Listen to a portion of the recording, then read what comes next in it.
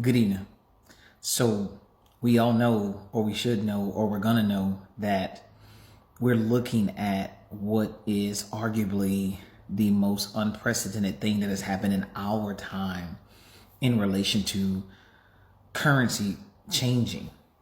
And my 11-year-old daughter came home and I took time out to explain to her, economics in the best way that I could. That was, I guess, not too over her head.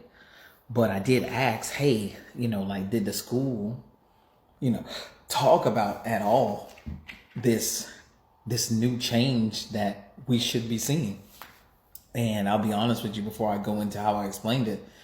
Um, as governor, I would have at least made some type of statement by now in how my state is going to move forward with what could possibly be a lot of negative changes, because we may be looking at what it is like to not be the gold standard in relation to currency. So what I did was I told my daughter, I said, hey, you have two currencies. You got daughter currency and daddy currency. And neither one of us spends daughter currency in daddy's country and daddy's currency in daughter's country. And I just explained that one day I decided to go to my daughter's country and fly her to mine, where she noticed I had cookies. And I gave her some of the cookies for free. Then she said, well, I want more because they're only my resource. There's just my resource only. She doesn't produce cookies. She can't produce cookies. So I said, hey, what we're going to do then is if you want my cookies, you're going to have to buy my currency. Now, you've never used my currency. My currency means nothing to you whatsoever. But now that you want my resources, you have to purchase my cookies with my currency, which just created global value. That is how we push the American dollar. We found out, and everybody's been doing it now. If you have a resource that we want, but you never used our currency, all we did was say, hey, in order to get that resource, here is your currency. And what's happening today is everybody is taking those resources and now saying, we don't want to use your currency anymore. We only want to use their currency to buy these things. So with that being said, you have to be very clear what the possibilities we could be facing today. We don't know. We are today living history. This is something that will be discussed in the history books far past now. But what I wanted to make clear was that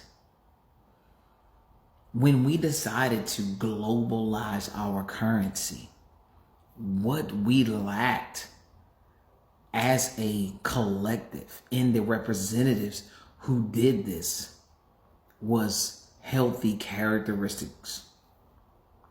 So they decided to essentially hold hostage debt, other people, overcharge, lay sanctions when you get upset, these things. And it happened for a very long time. You see right now, Africa is essentially saying that, hey, when you borrow from us, it's like pennies on the dime, but we borrow from you, it's 19-20%. How can we ever pay that back? How can we do that? We all want to be equal to a certain extent, but how we go about diplomacy in creating equality that does not create hostility is with candidates and representatives that we can support that have good qualities. We need people that are not consistently greedy. and that can explain out these policies and programs and how they are going to be helpful and healthy and are not going to leave our children picking up the garbage that we are leaving. And right now, there is a lot of people outside of America and even in America that does not agree with how we have handled things over the years. We cannot tear it all down, but what we can do is create healthy reformation. Tearing it all down means that you have to build from the bottom up. Our foundation is a positive foundation founded on democracy, the ideals that the people support their representatives, because the people we want to put in office are not going to take advantage of the majority to suit the minority. We lost sight of that, and we have to put people back in office in our states and then filter them up to to Congress and Senate. This is where we have to make true change. If you look at it, I think they call it nepotism, and now they talked about nepo babies. You know, it's kind of like we're watching people vote their kids into positions. If you go back and look at when all of us should have realized democracy was a problem, was when Hillary Clinton won the popular vote. Now, the popular vote simply means that she won the majority of American votes. But what do we have in place that overrides the voting? You know, and this thing right here is, I think, one of the things we need to address. The Electoral College. You can do all the research you want to, but the Electoral College, they decide who sits in office. And if the majority of Americans vote for an individual, that's who we should put in office. If the majority of Floridians or Louisianans or Mississippians or any state vote for someone, that's who we should put in office. There should be fail-safes in place. And we call those checks and balances. And we've all heard about these.